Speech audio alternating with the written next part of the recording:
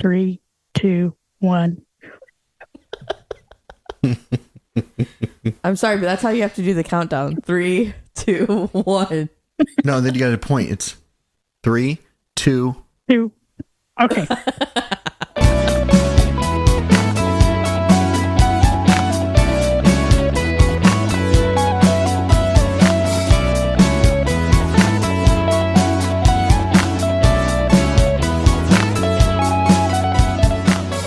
Welcome back to Shit That Goes On in Our Heads. Today we have Bizzle, and he's going to talk about his progression from being a bachelorette all the way back up to parenthood. I can't. Not a bachelorette, a bachelor. Bachelorette is what you were before you met. You are white. That's a good start to the episode, though. Yeah, Oh my God. love it. You're an asshole, and I'm going to close my eyes Take and not 5. look at you for. Take Remember the 5. countdown. I'm not looking at you. Okay. Just count. 1, 2. Welcome back to Shit That Goes On in Our Heads, and today we have Bizzle, and he's going to talk about his progression of being a bachelor all the way to parenthood. Yes, and for those that don't know, Bizzle is my life partner, my significant other, Yeah, also do a little producing of the podcast. and the producer. And your best friend. Oh, absolutely. Yeah, Best friend. For definitely life. best friends. Yep. Oh, life. BFFs. Yeah. I kind of wanted, I wanted Bizzle to be a guest because I think, like him, we have a couple of our friends, and I'm sure there are other men out there that are afraid to embark on parenthood or even marrying somebody. And when I first met Bizzle, he was basically like the coolest guy ever. he was in a band. She's being nice. He was in a band. He wore tight dickies. He had pitch black hair. His ears were gauged out, and he worked in IT. And I was like, that's a real winner right there. I was like, I gotta get my hands on that guy. But no, like we started off really well. Like I think just naturally I would almost argue and say we're such close friends. And, you know, as every relationship goes, like you start talking to the person that you're like, you know what, I think this is my forever person. And the topic of children came up, and if we wanted to have kids, at that time, I'm also about 5 years older than Bizzle. Mm-hmm. Yep. So at that time, you know, I'm 5 years older, wanting to have a child, possibly. And Bizzle was anti-kids. He wanted double income, no kids. He called it dinks. Yep. And that was one of our biggest struggles. And it took us quite some time to, well, I guess I'll hand it over to you. I don't know. Ultimately, he decided he wanted what I wanted. And how did that happen? First of all, why didn't you want children? Well, let me first start with, as the producer, it is much easier to be away from the mic and off the mic than to be, you know, participating in the conversation. So that is an interesting change that I would say for the podcast. The other thing you forgot to mention is at the time when we first met, for whatever silly reason, I used to wear my keys on a keychain belt loop kind of thing. Like you were like a wallet chain plus like the keys. It was like janitor keys. Yeah, janitor keys. And so she could hear me coming down the hall at the work where we worked together from like a mile off, because it would go jingle, jingle, jingle, jingle with every step. Yeah. So. Once I knew he was in IT, I would unplug the printer, and I would tell my chef, because I was in the pastry world back in these days, and I would tell my chef, there's something wrong with the printer again. Eventually, he got wind that there was a specific person in IT that, because they always said the wrong guy. They did. Well, because we didn't know what his name was. So we would always ask for everybody else. And then finally he came down one day, and I remember you had just dyed your hair blonde, and I was like, oh, there's that. That's not happening. The fantasy's over, folks. Because it was like, you could definitely tell he did it at home, and it was like orange. Oh, yeah. You know It was what I a mean? box dye. He went natural like you, G-Rex. Yeah. So we met when I was, you know, early 21. 20s. Yeah, 21. And Dirty Skittles was mid 20s and 26. yeah, 26. Cradle And, robber.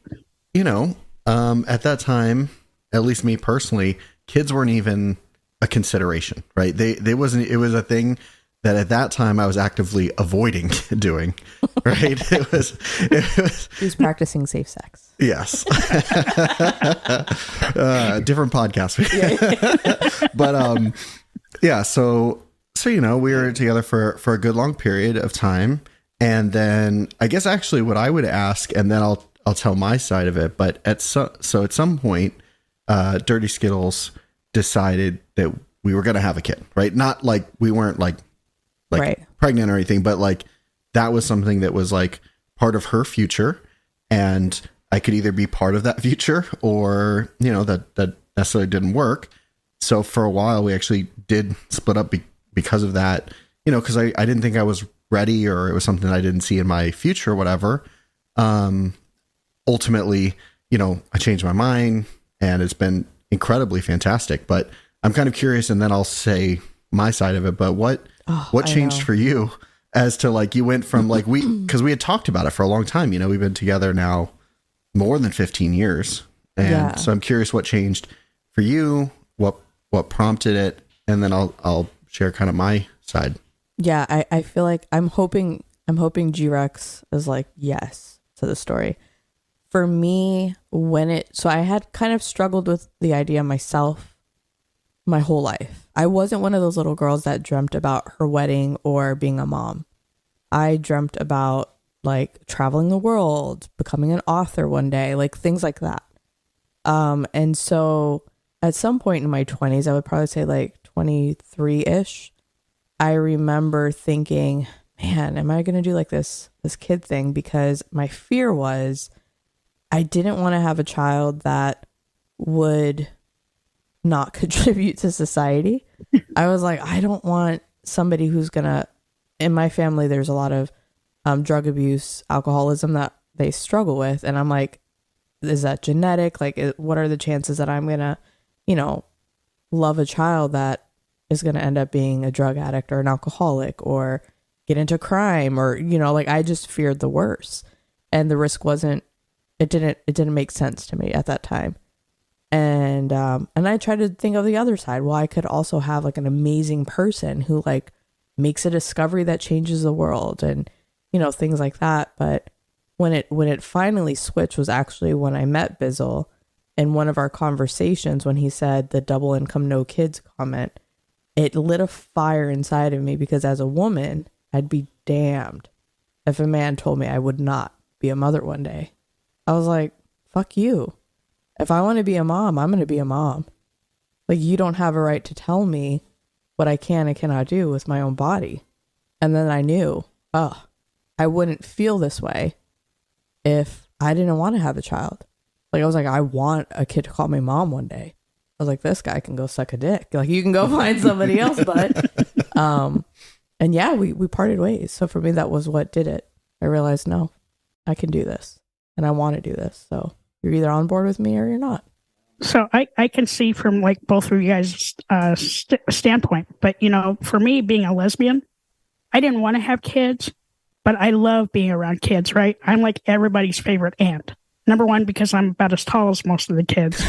But London. I love like hanging out with kids, right? Like, I'm the biggest kid you'll ever meet next to my wife. You know, I try to mentor and be like a parent-like, but I could never be a parent.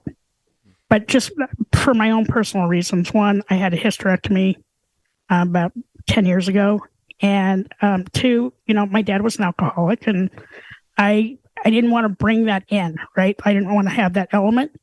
So I'd much rather just like foster or mentor or be around kids, just so I can get that inner child that I have out. I'd say Dirty Skittles mentioned the dinks thing, right? I had imagined and pictured my life just traveling, kind of no strings kind of stuff, right? And, you know, having a child means that you have to compromise on everything. And everything is really, at least for whatever period of time, I assume it's a very long time, because our son's only 5, but I assume, you know, 10, 15, 20, right? It's all based around their needs, and you have to give selflessly, right? And I don't think I was ready to do that. And then on the other hand, I had a very similar experience, G-Rex. Like, my childhood was good, but there were parts of it that I was worried or concerned I would bring to our son, I guess Nugget, we'll call him. Little Nugget. Would bring to his life that I didn't want to have, right? Like I talked to a lot of my friends that are either thinking or were thinking about having kids.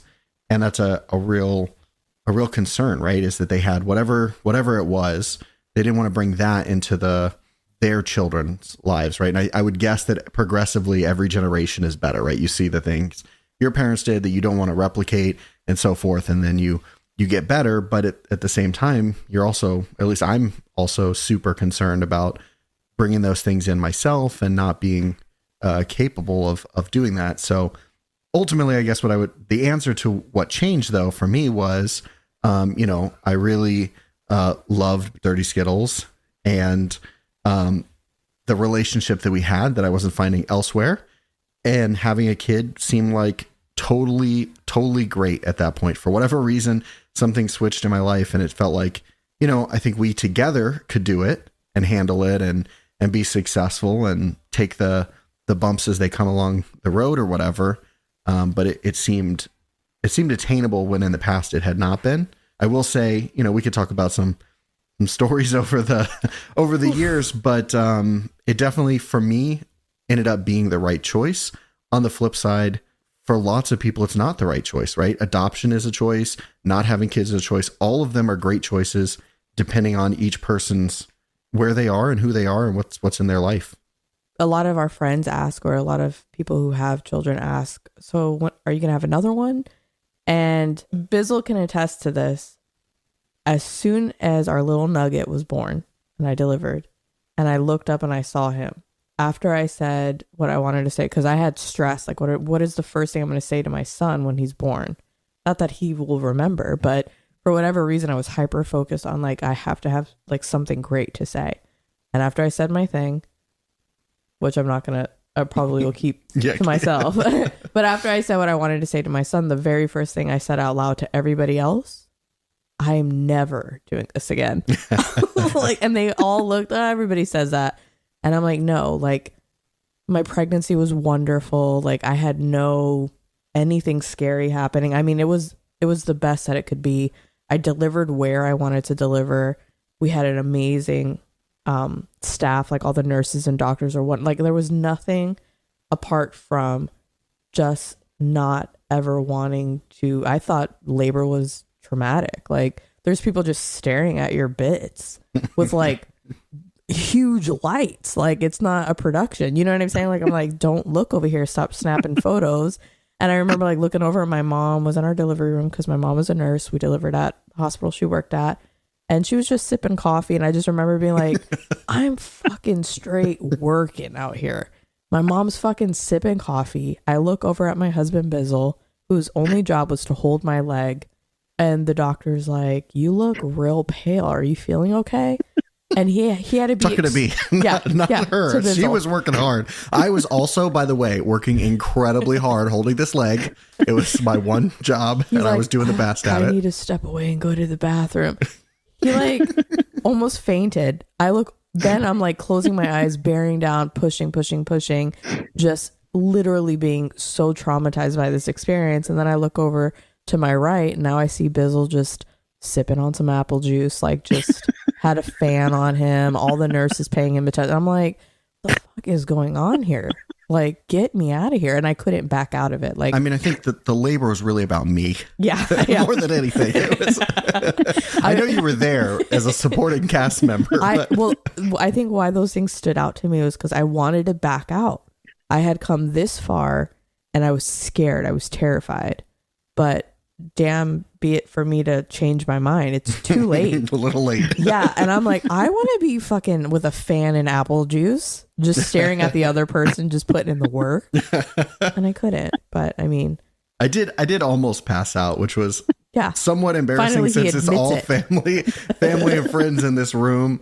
I think I was just, I was just stressed, and I don't know what happened. I guess You wasn't breathing. Yeah, I wasn't breathing. I was holding. I was sympathy pain.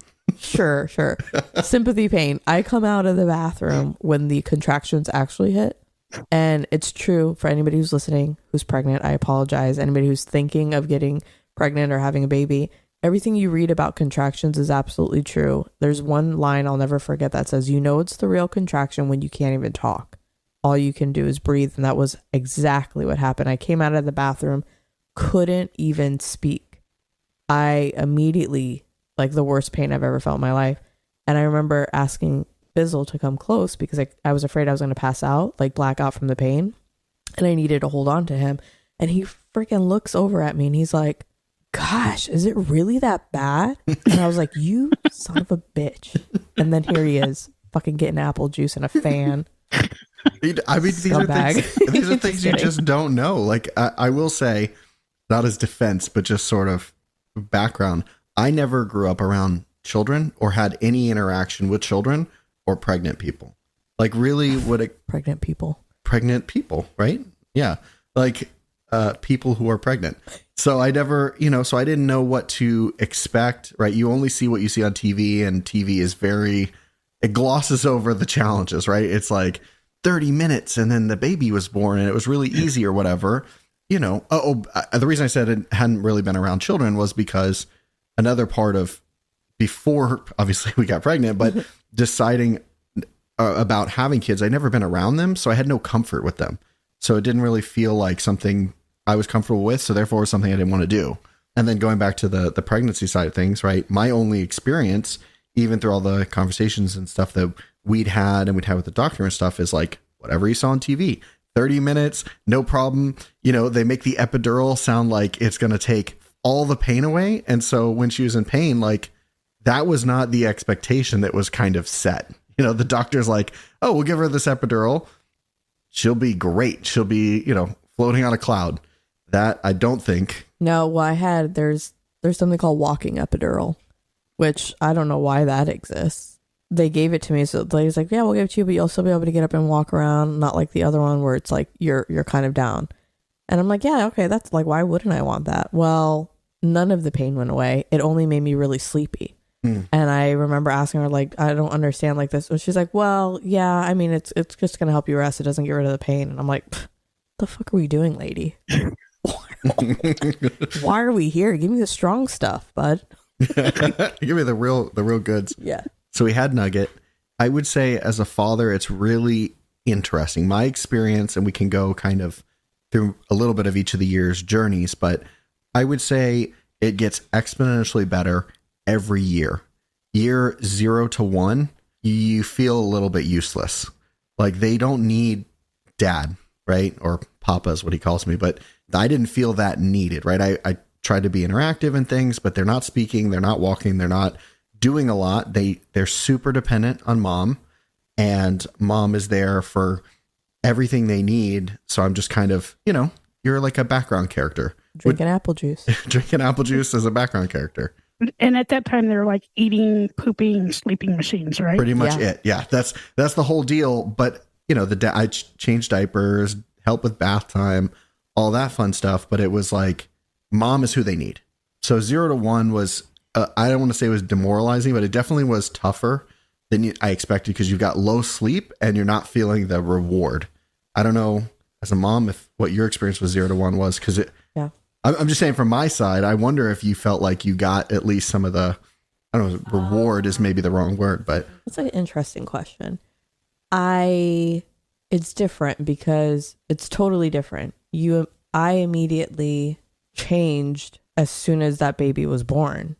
I mean, I technically changed as soon as I became pregnant because I was hyper aware and focused on external factors. I didn't want to get stressed. I didn't want to be around any, like, like the normal stuff. Like, I don't want anybody smoking around me. I don't want to eat certain kind of foods. Like, you do everything you can to have a very peaceful pregnancy. But as soon as he was born, immediately, everything changed. My mindset changed. My body changed. My focus changed. And sleep. Even without sleep, I remember tricking myself mentally because you're running on empty, and it became very understandable how some moms snap because you don't have rest. And when your body is depleted of rest, you don't make sound decisions. But I recognized that I was getting too little sleep, and I tricked my brain, and I became kind of like super mom, where I was like, I'm going to crack this code. Like, I am going to do everything I can to make his upbringing as peaceful as possible. And so I even got to the point where I could tell he was going to wake up before he woke up. And I would wake up. I could have a bottle ready, diaper change, re-swaddled before he even opened his eyes. And the bottle was in his mouth as he was getting ready to ask for the milk. And I remember thinking, oh, if I was playing a video game right now, this would be a new level unlocked. And like, that was the mental game, was like new achievement. I, put him down and he didn't wake up. Ding. Like, I got his leg in his onesie and didn't break it. Ding. Like, it was like, that was how I had to keep going, was so that was my reward, essentially, was like a new level unlocked, a new achievement. I think there's also, maybe if you want to talk about it, I don't know, we can cut it out, but there's a whole another level of stress that I think was societal that you had to struggle through, because society, and as someone who's not, it'll make sense when I explain it, but as someone on the outside, what I saw was every class we did, every discussion, the doctor, everybody else was like, you got to breastfeed. It's like this, it's this huge deal. They bring it up in every conversation, all this stuff, right? And so you like go into, okay, I'm going to have this baby, and then, there's an expectation. And I think a lot of moms or soon to be moms will resonate with this, was that there's an expectation that you as a mother, your body is meant to change and is meant to provide milk, right? Like, that's natural. That's just what's supposed to happen. And it's going to make all of what the doctors and other people are saying, like, you're going to be like, got it. I'm doing everything you're asking me to do. And for me specifically, in the beginning, it was incredibly difficult because our little nugget, there was like a whole latching issue. It's a mental thing where I'm like, he just hates me, right? Like, he's not latching and he hates me, and I need him to latch. Otherwise my body is not going to naturally produce this milk. I struggled with breastfeeding, and I tried everything, even to the point where actually, Bizzle, I remember you were making me lactation cookies and crackers and breads. And like, I mean, he became like friggin' Martha Stewart of lactation. And he was like, I'm going to get that milk out. And like I'm an oil miner in the 1920s. Yeah.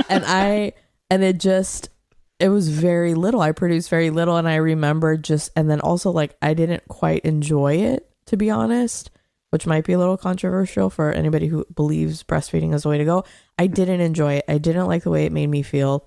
I hated that when I was doing it, your body actually produces that I don't know what enzyme, whatever it's called, that makes you fall asleep. And serotonin? Is that what it is? No, I don't know. Tryptophan. Your body produces the thing that makes you tired. So I'm struggling with a baby that's not latching. My body's not producing milk, and I just want to go to bed. Like, it was like everything about it was friggin' horrible. Yeah. I wish they would have, my only feedback, I guess, and it's maybe not my place, but I just wish they'd be a bit more not binary in your option, right? Yeah. It's not like you have to do this, right? There are reasons and options, and they should explain all that, because they put so much pressure for the right reasons, right? I'm sure that like it's the best thing or whatever, but it doesn't necessarily mean that it's going to work. And then the amount of pressure and stress they put on you, I felt like made it worse, because now you've with anything I've ever done, if I'm just going for it, fine. If I add that mental pressure of it has to be done and people are watching me and judging me, it actually makes it significantly harder to do the thing, whatever that thing is. Yeah. I tried everything and it just didn't work. And I mean, now being on this side, I think it's still kind of a tender spot, just because your body's supposed to do something and you almost feel like you're failing. Like, you're like, oh, I failed. Like, I can't naturally just do this thing. Yeah. So I have a question for both of you. When little Nugget was born, did it bring the two of you closer, or were you like snappy with each other, or My view is it brought us closer. I think there's also other factors. We were moving to Georgia from Florida, so we literally, Charlene had the baby, we had the baby, whatever, and then moved to Georgia within like 10 days, right? No, it was 4 days later. Okay, 4 days, sorry. So we moved within 4 days. So in addition to having this baby, we also moved out of state, away from our family and stuff. So I would say, I don't want to say we were isolated because we had, friends and stuff up there, but that also made sure we had to be a stronger family unit. That was my take. I will say, as the sleep deprivation, let's call it, or just sleep deprivation set in, it definitely made us snippier with each other, but not like, I wouldn't say it was like terrible. I just think as, when you're really tired, I'm sure T-Rex, you've been super tired. I've seen you in Vegas. It's not but that's easy. when she's tired and she's lost money. True. And there's been alcohol involved. Always alcohol involved. Always. So I would say from my perspective, closer, but also that I will say there's a real, they always say get 8 hours of sleep or whatever. For me, that's huge. I am a zombie if I get 6, basically dead if I get 4. I know Dirty Skittles did a lot of the, the nighttime stuff. I would wake up, but once we moved to the bottle, I think I was able to contribute more. But for the first 3 or 6 months, I didn't have a lot to necessarily give because of the situation. Yeah, but even though you were always there, like, you know what I mean? Like, even if he wasn't physically doing the action, he was either awake, whether or not he wanted to be, or he was there, he was present. He was kind of like your sous chef in a kitchen. Like, he was like, okay, what do you need? Do I gotta hold the water cup for you? Like, what's going on? Yeah, I don't know. I don't think I could see how it would go either way though. Yeah, like it's definitely like anything else is definitely a coin toss because it can make you real snippy, real easy, or it can bring you closer. And I think he was like he was hyper concerned about my mental health. I don't know. Was I like showing signs? I think he thought like, what if she becomes depressed? Or you were very concerned. There's a real challenge between you being frazzled and your just natural curly hair. Like there's it's kind of that's another coin toss, right? Like is she gonna murder me right now, or is she just waking up and didn't straighten her hair? I don't know.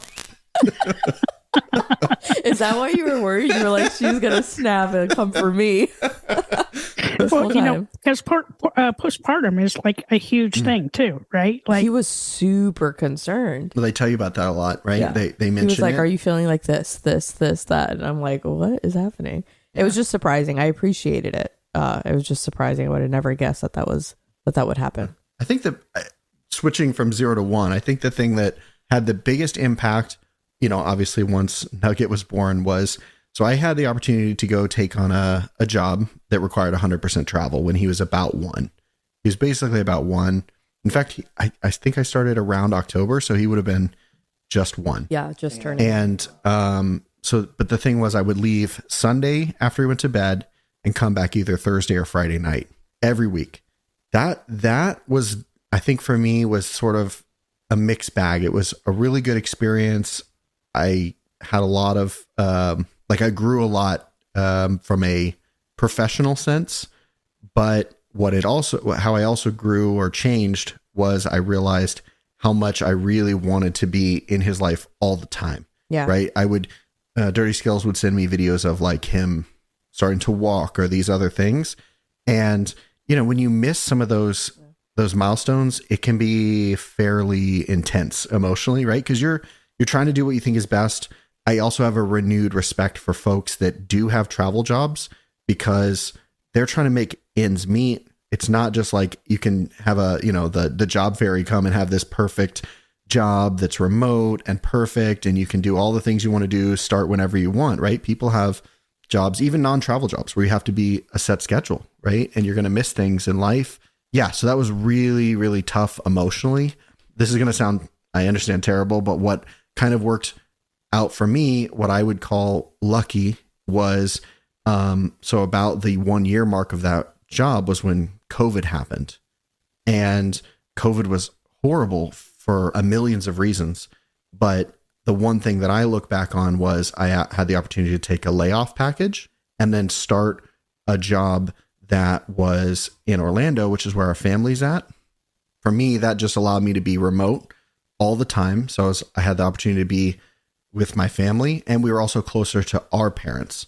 So the grandparents got to see him, every week and all this stuff. So I guess what I'm saying there, though, is from 1 to 2, I didn't get to see him nearly as much as I want. And I really empathize with other people that have, whatever reason, a similar situation. We got lucky because after that, I guess that like changed my mindset, right? To where I wanted to spend as much time as possible doing all those things, kind of, you never can, but making up for the time you missed, right? There's just a real sense of like, I missed something, but I don't want to have that happen again. So yeah, and I was already working remote. So when he took the layoff package, it was right around the time that the daycares closed for COVID. Mm-hmm. So you essentially became the sole provider. Oh, that was really interesting. I forgot about that. So between when I got laid off and my next job was maybe a month and a half, right? So I got extremely lucky. I had some really incredible mentors and friends that like referred me. The opening just happened to work out in the industry, all that stuff. So I got incredibly lucky. But for that month and a half, right, daycare was closed. I had no income. So I basically became, to some degree, daycare. But I think it's more than that, right? I wasn't just daycare, but that was actually kind of another nice thing to, obviously you're not making up for that time, but it was nice to spend all day, every day with him. And now at that point, he was started walking, and he was talking a little bit, and, really was able to communicate. So this is kind of that exponential year by year growth, where now he was able to do funny stuff and like express what he wanted and things. So that was like significantly better for me, at least. It worked out, I guess, then timing wise, everything just worked out the way it was supposed to. And during that time, during Skittles, I remember how your mood changed too, because I remember when Bizzle was traveling, and then when that stopped, how your whole mindset changed, right? Mm-hmm. Your whole you became a little bit more relaxed, a little bit more funny. You could tell that your stress level had gone from like 100 to like 40. Yeah. And I think that's really important to remember, right? Because we're in the height of COVID. The entire world was exploding. It was a crazy, crazy time. And, between then and now, like the stories you guys tell me about Nugget, I love them. Okay. Because I'm not a parent, but I can see them happening. And it makes me happy because I know he's thriving and he's in a really healthy environment, because the two of you make amazing parents. And if nobody's ever told you that before, you guys do a really good job of it. Thank you. You actually make it look easy. And, that's the age that he's at now. He's, finding his own way. He's a little bit of a parrot. Like, don't say fuck in front of him, because he's going to go to school and be like, fuck, fuck, fuck, What fuck. the fuck is the phrase where I don't know. You heard WTF somewhere, and that's all he can say. But he doesn't know what the F part of it is. And then he'll say, well, why can't I say it? We're like, because it's a naughty word. But what does fuck mean? But what does fuck mean? We're like, just stop saying it. You can't just keep. Well, what is fuck? Fuck? What is fuck? I don't know. Why is fuck bad? Like, and you're like, no, I can't even explain what the word means to you, because that's bad. It's like, a 5-year-old just can't. I know, but then he's like, so then he'll say, what the fluck? And you're like, bro. You can't just make new words up, but they're the same. I didn't say fuck. I said fluck. And we're like, stop. Now you said it again. You said both. Yes. I do want, real quick, I want to go rewind really quick just to one last thing on the 0 to 1 while I was, or 1 to whatever it was, 1 to 2 I was traveling. I was answering the question about me, but I do think it's important to point out that like through all that time, Dirty Skittles was single parenting basically, right? That during the week I was completely out of town. I'm thousands of miles away. And so, she's doing all the pickup, drop off, food, cooking, cleaning, all while maintaining a job. Like, so there's a lot to be commended there. Like, thanks. That allowed me to go pursue this job and have my growth. But I think like it's really important to acknowledge the sacrifice that happened even without kids. Having a spouse that travels a lot is very hard. Mm-hmm. Throw in a 1 or a 2-year-old. yeah, I don't know how you did it, but I appreciate it. I honestly, I don't know. I think the best advice we got was very early on. One of my friends who had, I think at that point, just had her second child, said, you need to get him on a schedule, a routine. Yeah. And I'm like, but he's like 3 months old. And she's like, doesn't matter. Get him on a routine. And I thought, how odd. But I, was like, well, let's just give it a shot. Fuck it. And so at 3 months old is that's where he gets it right there. Yeah. Fuck it. What the fuck? I said fluck it for record. But yeah, so like that was when it started at 3 months old. He had a set time that I would take him upstairs. Or actually it would start with bath time. Then it was upstairs. I would put on classical music. I had like his little Einstein play things that, they have for little babies. And I'd let him play. We would read a book. And he'd have his bottle, his diaper change, swaddle to bed. Even if he wasn't sleeping, I would put him to bed. And that schedule started at 3 months old. So when Bizzle was traveling for work, I had a routine. And it was more, I think it was more so for me, more than for him. I had a routine. I knew exactly what time it was, what to do. And it left me a little bit of time for myself where I could take a shower. And he was at that point still sleeping in like a bassinet in our room. So I literally would push the bassinet into the bathroom. I would take a shower. We had 2 dogs who would bark for anything. So if they barked, they would bark when he cried. So like, I mean, you're multitasking, but I think that's probably a skill that women and moms develop very early on. Like you learn how to multitask and you adapt and you become whatever is needed. And I never really resented you for traveling. I just did what was necessary and that was it. Like there was never a question. So is that where you developed like your spidey sense? Yeah. Because I'm going to go back to a story you told me about a month ago. Tell me. What was the story? When little Nugget, you went to go look for him and the lights were on downstairs and you skipped into his room and he's camped out on his bed with a box of tricks and I think he had his Switch or something. Yeah. So like, do you, as parents, do you guys like develop like a kind of like a spidey sense? He wasn't supposed to have the Switch. That's the thing. He wasn't, right? Or the tricks. G-Rex, he wasn't supposed to have either in the room. Tricks. Yeah, it was like... He came over the baby gate. He crawled over the baby gate and went downstairs. Yeah. And I had no idea how long he had. Like, it's very rattling, right? As a parent, you wake up, you see something out of the ordinary, and you immediately go to, where's my child, right? And I could tell, okay, the gate is closed. So I'm computing everything. I'm like, gate is closed. It's still locked. But there is his, like, Pottery Barn chair propped up on the other side. So did he climb over? But I'm like, we have a house alarm. I didn't hear the alarm. Where is he? And for whatever reason, I'm like, I think I see his light on his room. Went in there and he had the whole cereal container of tricks. This is like the family size box too. Sitting Indian style in his bed, just playing his Switch. And I was like, okay, he's safe, but like, how long has he been here like this? How did he get back over the gate though? That's the question. Like, I see how he got out. Exactly. He said like, he just climbed. My thought is like, did he like huck the box of tricks over the gate and the Switch and then climb over? He probably must have. Or like, I don't know. I don't know how he did it, but he did it. And yeah, that's our little nugget. Yeah.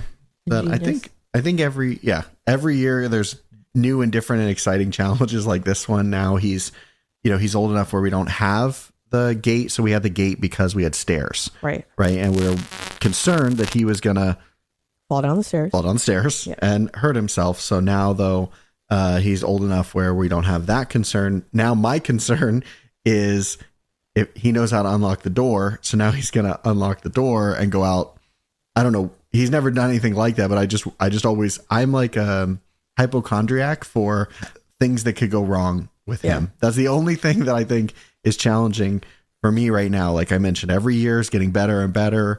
He's 5 now. It's probably the best year so far. He's, you can see his full personalities come through and the things that he loves and is passionate about and just who he is.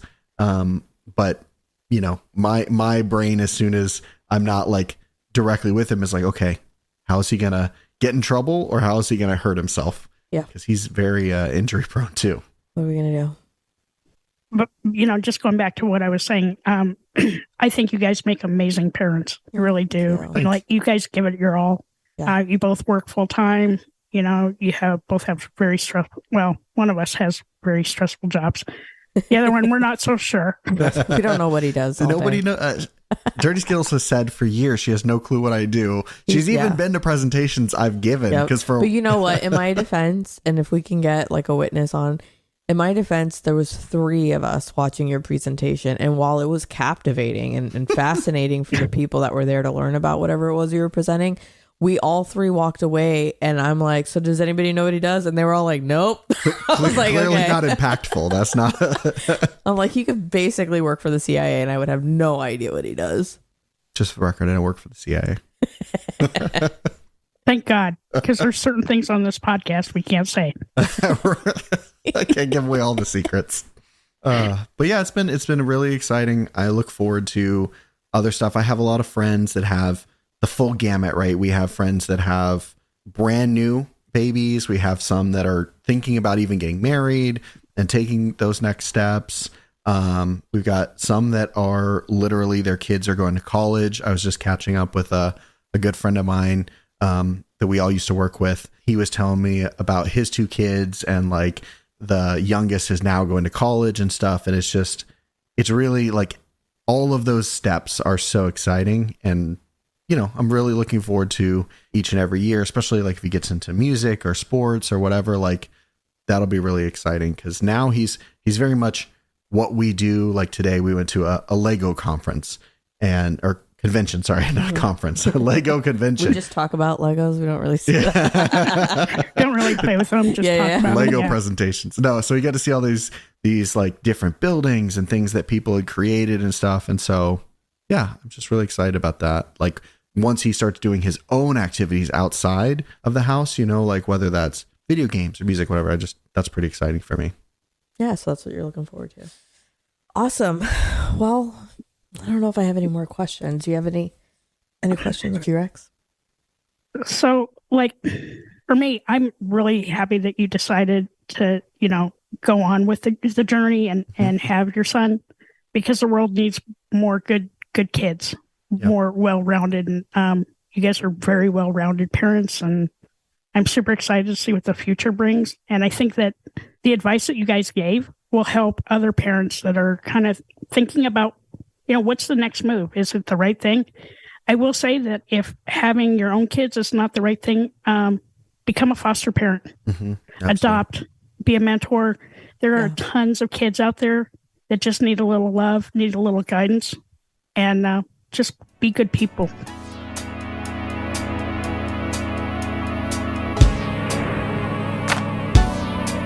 It's okay to be not okay.